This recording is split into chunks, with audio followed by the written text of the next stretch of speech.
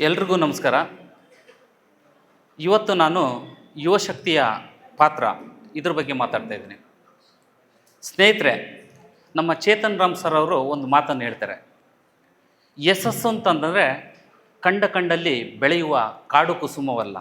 ಯಶಸ್ಸು ಅಂತಂದರೆ ಕಂಡಲ್ಲಿ ಬೆಳೆಯುವ ಕಾಡು ಕುಸುಮವಲ್ಲ. ಯಶಸ್ಸು ಅಂತಂದರೆ ಸೃಜನಶೀಲ ವ್ಯಕ್ತಿ ಇರುವ, ಆತ್ಮವಿಶ್ವಾಸ ಇರುವ, ತಾಳ್ಮೆ ಇರುವ, ಸದೃಢತೆ ಇರುವ ವ್ಯಕ್ತಿಗಳಲ್ಲಿ ಅರಳುವ ಮಂದಾರ ಪುಷ್ಪವೇ ಯಶಸ್ಸು ಅಂತಂದರೆ.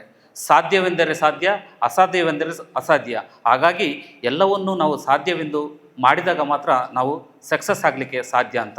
ಇವತ್ತು ಯುವಶಕ್ತಿ ಇಲ್ದಲೇ ಯಾವುದೇ ರೀತಿಯ ಕೆಲಸಗಳನ್ನು ಮಾಡಲಿಕ್ಕಾಗಲ್ಲ. ಒಂದು ದೇಶ ಅಭಿವೃದ್ಧಿ ಆಗಬೇಕು ಅಂತಂದರೆ ಯುವಶಕ್ತಿಯ ಪಾತ್ರ ತುಂಬ ಇಂಪಾರ್ಟೆಂಟ್. ಹಾಗಾಗಿ ಅವರಲ್ಲಿ ಏನಿರಬೇಕು ಅಂತಂದರೆ ಒಂದು ನಾಯಕತ್ವದ ಗುಣ ಇರಬೇಕು. ಆ ನಾಯಕತ್ವದ ಗುಣ ಇದ್ದಾಗ ಅವನು ಇನ್ನಷ್ಟು ಲೀಡರ್ಸ್ಗಳನ್ನು ಬೆಳೆಸಲಿಕ್ಕೆ ಅನುಕೂಲ ಆಗುತ್ತೆ. ಎರಡನೇದು, ಒಂದು ಸ್ವಾಸ್ಥ್ಯ ಸಮಾಜ ಕಟ್ಟಬೇಕಂತಂದರೆ ಅವನಿಗೊಂದು ಸಾಮಾಜಿಕ ಜವಾಬ್ದಾರಿ ಇರಬೇಕು ಅಂತ. ಈ ಸಾಮಾಜಿಕ ಜವಾಬ್ದಾರಿ ಎಲ್ಲಿರುತ್ತೋ ಅಂತಹ ಒಂದು ಸಮಾಜ ತಳಮಟ್ಟದಿಂದ ಕೂಡ ಮೇಲೆ ಬರುತ್ತೆ ಅಂತ.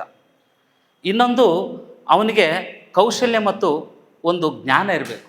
ಯಾಕೆಂತಂದರೆ ಯಾವುದೇ ವ್ಯಕ್ತಿಗೆ ಈ ಪ್ರಸ್ತುತ ಪ್ರಪಂಚ ಜಾಗತಿಕ ಪ್ರಪಂಚ, ಪ್ರಸ್ತುತ ಪ್ರಪಂಚ ಸ್ಪರ್ಧಾತ್ಮಕ ಪ್ರಪಂಚ.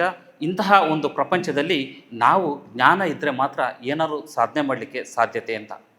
ಇನ್ನೊಂದು ನಾವು ಹೇಳಬೇಕು ಅಂತಂದರೆ ಪ್ರತಿಯೊಬ್ಬನಿಗೆ ನಾವು ಸಹಕಾರ ಮಾಡುವ ಮನೋಭಾವ ಇರಬೇಕು. ಅಂಥ ಮನೋಭಾವ ಇದ್ದಾಗ ಮಾತ್ರ ನಾವೇನಾದರೂ ಒಂದು ಸಾಧನೆ ಮಾಡಲಿಕ್ಕೆ ಸಾಧ್ಯತೆ ಇದೆ ಅಂತ. ಇಂತಹ ಒಂದು ಸಮಾಜವನ್ನು ಕಟ್ಟಬೇಕಾದ್ರೆ ಪ್ರತಿಯೊಬ್ಬ ಯುವಕರು ಯುವತಿಯರು ಇವತ್ತು 18 ವರ್ಷದಿಂದ 40 ವರ್ಷದ ಒಳಗಿನ ಎಲ್ಲರೂ ಕೂಡ ಅತ್ಯುತ್ತಮವಾಗಿ ಕೆಲಸಗಳನ್ನು ಮಾಡಿದಾಗ ಮಾತ್ರ ನಾವು ಏನಾದರೂ ಮಾಡಲಿಕ್ಕೆ ಸಾಧ್ಯತೆ ಇದೆ ಅಂತ. ಹಾಗಾಗಿ ನಾನು ಹೇಳಲಿಕ್ಕೆ ಏನು ಇಷ್ಟಪಡ್ತಿದ್ದೀನಿ ಅಂತಂದರೆ, ಬುದ್ಧಂ ಶರಣಂ ಗಚ್ಚಾಮಿ, ಧರ್ಮಂ ಶರಣಂ ಗಚ್ಚಾಮಿ, ಸಂಘಂ ಶರಣಂ ಗಚ್ಚಾಮಿ ಅಂತ. ಯಾಕೆ ಹೇಳ್ತಿದ್ದೀನಿ ಅಂತಂದರೆ, ನಾವು ಪುಸ್ತಕವನ್ನು ಎಷ್ಟು ಓದ್ತೀವೋ ಅಷ್ಟು ನಾವು ಅಭಿವೃದ್ಧಿ ಆಗ್ಬೋದು.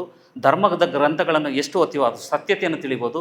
ಮೂರನೇದಾಗಿ ಇಂಥ ಸ್ಪಾರ್ಕ್ ಅಕಾಡೆಮಿ ಅಂತಹ ಒಂದು ಸಂಸ್ಥೆಗಳು ಸೇರಿಕೊಂಡು ನಾವು ಕೂಡ ಬೆಳೆಯೋದ್ರೊಂದಿಗೆ ನಾಯಕತ್ವವನ್ನು ಬೆಳೆಸಿ ಯುವ ಜನತೆಯ ಪಾತ್ರವನ್ನು ಕೂಡ ನಾವು ಈ ದೇಶಕ್ಕೆ ಕೊಡುಗೆಯಾಗಿ ಕೊಡಬೇಕು ಅನ್ನೋದು ಕೂಡ ನನ್ನ ಒಂದು ಅನಿಸಿಕೆ. ಇಷ್ಟು ಹೇಳ್ತಾ ನನ್ನ ಮಾತನ್ನು ಮುಗಿಸಿ. ಜೈ.